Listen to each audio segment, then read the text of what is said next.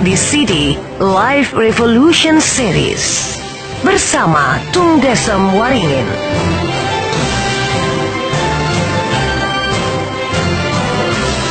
Pelatih sukses nomor 1 di Indonesia versi majalah marketing.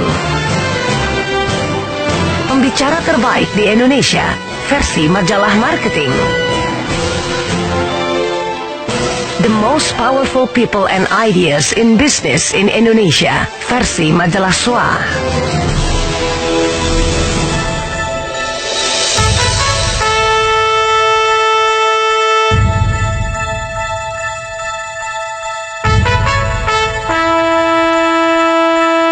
Selamat datang kembali di hari ke-15, CD ke-15.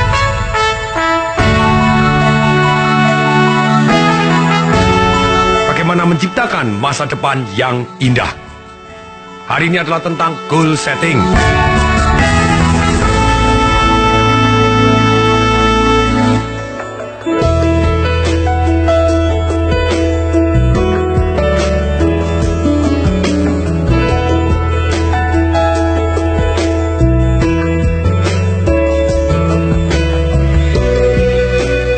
Ketika saya ngomong tentang goal setting, banyak sekali orang ngomong, "Pak, itu kan sudah sering." Betul sekali. Di setiap seminar yang bagus, di setiap buku yang bagus, di setiap CD-CD audio yang bagus, untuk merubah hidup atau mencapai kesuksesan, mencapai kondisi keuangan yang lebih baik, lebih harmonis, lebih apapun, biasanya selalu ada satu sesi yang namanya goal setting. Kenapa? Karena goal setting adalah sangat-sangat penting. Tanpa Anda punya goal atau tujuan, hidup Anda seperti layang-layang yang putus. Anda mengembara kemana dan berhenti di tempat yang Anda tidak suka. Demikian juga di seminar saya, Life Revolution, Financial Revolution, biasanya ada satu yang namanya goal setting session. Ketika Anda sudah pernah ikut seminar saya atau mendengarkan CD saya yang lain tentang goal setting, Anda mungkin akan pengulangan. Tapi saran saya, ulangin dengan lebih efektif. Lakukan juga apa yang harus dilakukan CD ini. CD ini didesain supaya Anda take action sekarang juga, bukan setelah selesai mendengarkan CD. Karena banyak sekali orang ketika setelah selesai mendengarkan CD, dia tidak take action, akhirnya lupa. Ada yang tanya, "Pak, gimana kalau saya sedang nyetir?" Anda stop setirnya, kemudian Anda tulis lagi, atau Anda pada waktu pulang rumah, jadi saat ini juga Anda matikan CD-nya, pada waktu nanti di rumah baru Anda putar CD ini, sehingga Anda bisa melakukan seketika. Saya harus yakinkan Anda lagi, ketika Anda harus mengulangi setting goal, kenapa tidak? Lakukan dengan lebih efektif. Karena seringkali kita kena satu yang namanya hukum keakraban. Semakin akrab, seringkali kita tidak peduli lagi dan tidak perhatian detailnya. Kalau tidak percaya, mari saya tes. Kalau Anda sudah punya jam, di tangan Anda ada jam tangan, atau Anda punya jam dinding di rumah, saran saya adalah jam di tangan Anda. Sekarang please, tolong Anda tutup jam tangan Anda dengan tangan kanan, atau kalau jamnya di tangan kanan, Anda tutup pakai tangan kiri. Kemudian saya tanya sekarang, tolong dijawab, jam Anda itu jamnya pakai angka, atau pakai garis, atau pakai titik? Kalau pakai angka berarti ada angkanya 1, 2, 3, 4, 5. Dan kalau angka, saya tanya, angkanya adalah huruf Romawi atau angka Latin? Kemudian juga kalau ada angkanya, apakah semua ada angkanya atau ada jedanya? Misalnya yang nomor ganjil saja yang ada angkanya, yang nomor genap tidak. Atau yang nomor genap saja yang ganjil tidak. Tolong dijawab. 1, jawab silakan. Dan Anda ingat-ingat sendiri jawaban Anda. Kemudian yang kedua, saya tanya, di antara jamnya, menitnya tadi, itu garis-garis atau pakai titik-titik? Angka 1 ke angka 2, misalnya. Itu ada 5 garis, nah 5 garis ini berupa garis strip-strip atau berupa titik-titik. Atau berupa apa yang menurut Anda, itu adalah jam Anda. Kemudian saya tanya lagi, jarum jamnya, sekarang saya tanya, jarum jamnya ini apakah jarum jam yang hanya lurus hitam gitu saja? Atau ada warna lain di jarum jamnya? Dan jarum di menit dan jarum jam, apakah bentuknya ujungnya lancip atau kotak atau bulat? Dan kalau lancip di ujungnya, misalnya jamnya tadi menunjuk ke arah jam 6 atau menitnya di angka 6, sekarang pertanyaan saya, bentuknya apakah seperti dasi, berarti bawahnya lebih besar dan kemudian lancip, atau hanya lurus biasa baru lancip? Tolong dijawab. Oke, sekarang tolong dibuka, dilihat, lihat jam Anda.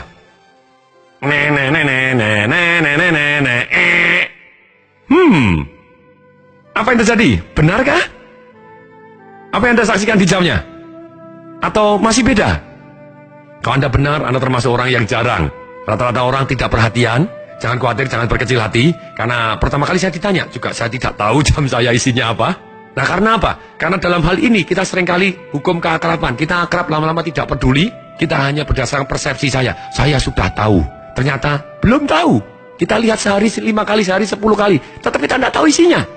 Sungguh-sungguh sangat menarik.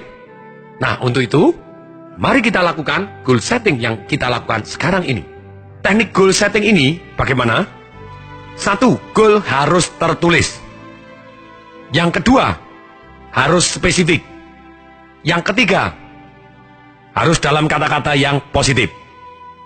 Tertulis. Kenapa harus tertulis? Saya baca artikel di Yale University di tahun 1954. Mereka melakukan penelitian. Siapa yang sudah mempunyai goal yang tertulis dan rencana kerjanya? Ternyata hanya ada 3% orang yang menulis goalnya dan rencana kerjanya. 97% mereka tidak pernah menulis goalnya ataupun apalagi rencana kerjanya. 20 tahun berlanjut, ketika di tahun 1974, ketika dilakukan penelitian ulang, di total semua kekayaannya, dari 97% orang yang tidak menulis goalnya ini, dibandingkan dengan 3% yang sudah menulis goalnya, ternyata yang 3% ini kekayaan totalnya lebih besar dibanding 97% di jumlah semua.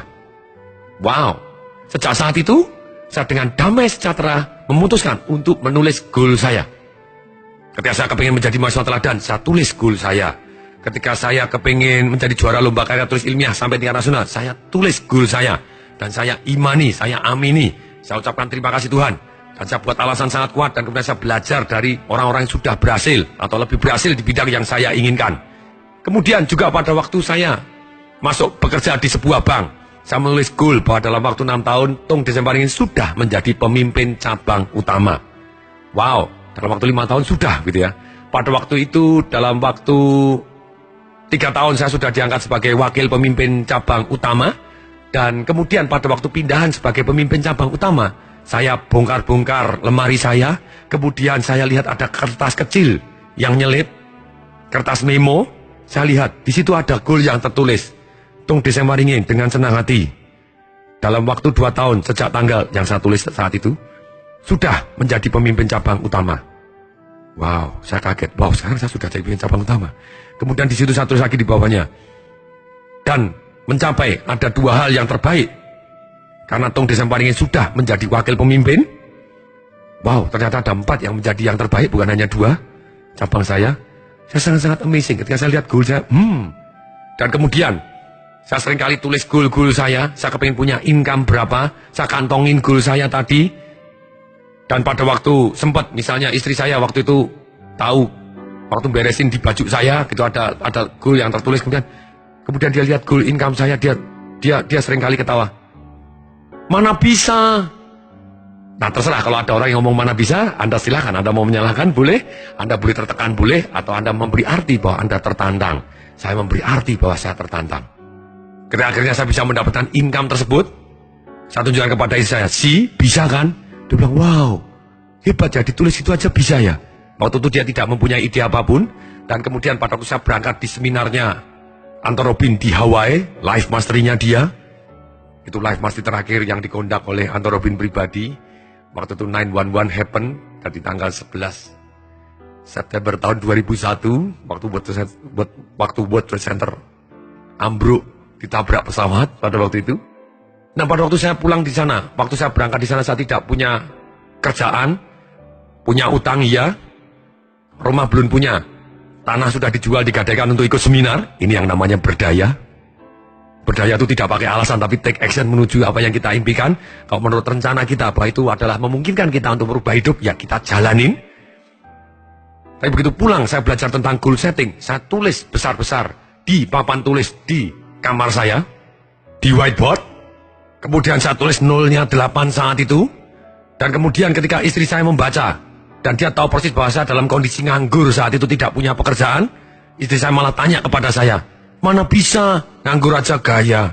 Terserah, apapun yang dalam hidup ini, terserah Anda yang memberi arti. Anda boleh tertekan, benci sama istri Anda, ataupun mungkin merasa jadi loyo, atau Anda boleh milih sebagai satu orang yang tertantang. Saya milih bahwa saya tertantang untuk membuktikan. Dan ketika itu langsung saya take action. Oktober saya buka satu perusahaan, Desember saya buka satu perusahaan lagi di tahun 2001, Januari tahun 2002, dua-duanya tutup. Aha, betul, tidak mudah.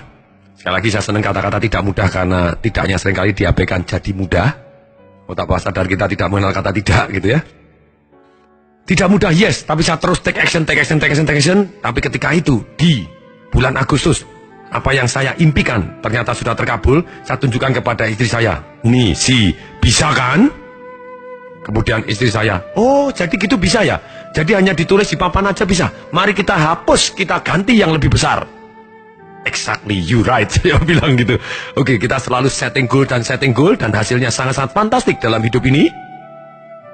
Salah satu contoh ketika saya baca ulang dan saya dengarkan CD audio dari Anthony Robbins juga, dan kemudian saya baca bukunya dan baca buku orang lain. Di tahun 1999 saya pernah menulis 101 goal saya. Saya pengen menjadi apa, pengen pergi kemana, pengen melakukan apa, pengen punya apa, ingin berteman dengan siapa, belajar apa. Saya tulis banyak sekali, 101 keinginan saya. Ini terinspirasi dari satu buku yang saya baca. Ada satu orang yang mempunyai 101 goal. Orang tadi pada waktu dia umur 14, dia mendengarkan neneknya umur 80 lebih sedang ngomong-ngomong dengan neneknya yang lain. Kemudian neneknya ini berkeluh kesah, aduh kalau saya masih muda, saya akan melakukan ini. Tapi terlanjur ya, kita sudah tua, tidak punya tenaga untuk bisa melakukan. Sejak saat itu, anak muda ini menulis 101 goalnya dia. Pada waktu dia sekitar umur 49, lebih dari 80% goalnya sudah dia lakukan. Goalnya dia termasuk membaca kitab suci. Ternyata dia sudah selesai bukan hanya sekali tapi 5 kali. Kemudian pergi ke sungai Amazon, mengembara di sana juga, naik gunung-gunung yang tertinggi. Terus kemudian ketika dia selesai dan dia menulis begitu banyaknya artikel dan petualangannya dia, seringkali orang tanya, kenapa kok Anda melakukan ini semua? Dia bilang, hidup saya sekali, saya tidak ingin pada waktu berlalu, saya menyesal. Menyesal cuma ada 2. Satu menyesal karena melakukan sesuatu hal. Yang kedua adalah menyesal karena belum melakukan atau tidak melakukan sesuatu hal. Dan ternyata penyesalan yang paling dalam bukan karena melakukan suatu hal, tapi karena tidak melakukan suatu hal. Itulah 80% penyesalan kita, karena kita tidak melakukan ini, tidak melakukan itu yang kita inginkan, tidak mencapai yang kita inginkan, tidak menjadi yang kita inginkan, tidak belajar yang kita mau belajar. Life is so beautiful. Kenapa tidak? Kita nikmatin dan kita terus belajar menjadi lebih baik dan mencapai apa yang kita inginkan. Salah satu contoh goal saya pada waktu itu, waktu saya nonton film, ada satu film bahwa ada pengobatan anak-anak autis dengan lumba-lumba, berenang dengan lumba-lumba. Filmnya itu dibuat di Hotel Hilton, Kona, Waikoloa, Hawaii, di Big Island-nya. Kemudian saya tulis goal saya, asik juga. Walaupun saya sehat walafiat bukan autis, tapi saya senang sekali kalau saya bisa berenang dengan lumba-lumba. Saya tulis, Tong Desember ingin berenang dengan lumba-lumba dengan senang hati, begitu ya. Saya targetkan pada waktu itu 5 tahun.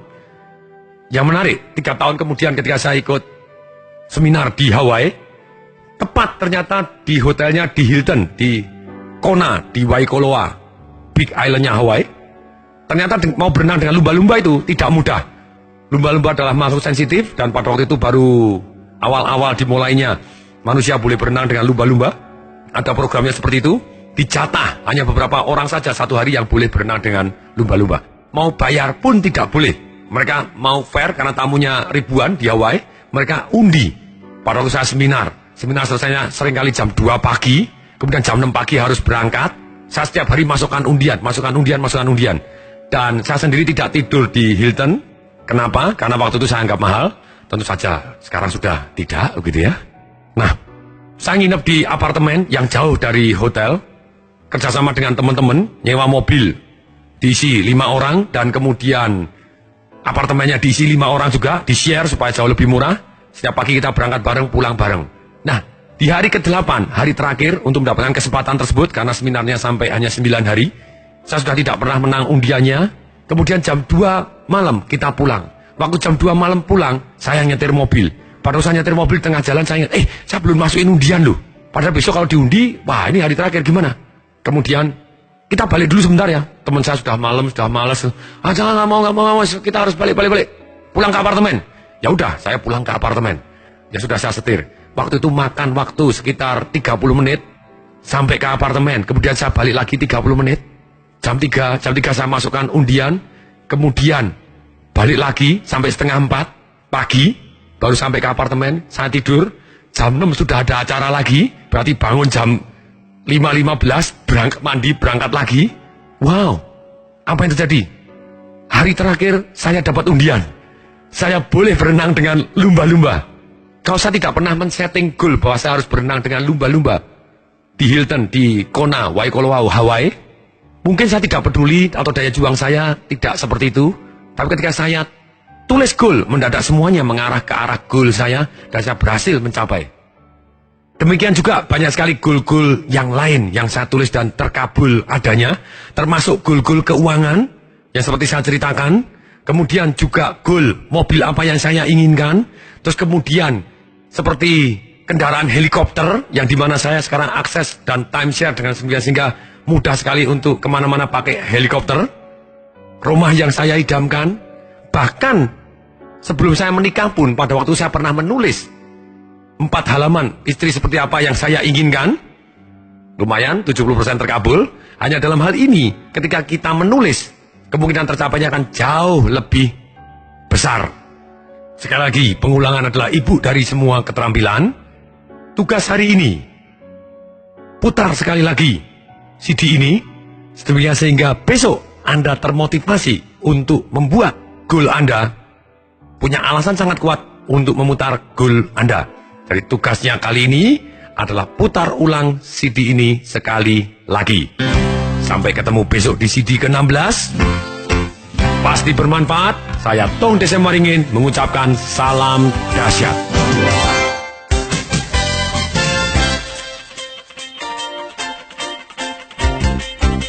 Informasi seminar atau pelatihan untuk meningkatkan motivasi, sales dan marketing perusahaan, Anda bisa menghubungi nomor telepon 021 547 6677. 021 547 6677. 021 547 6677. Atau klik di www.dahsyat.com.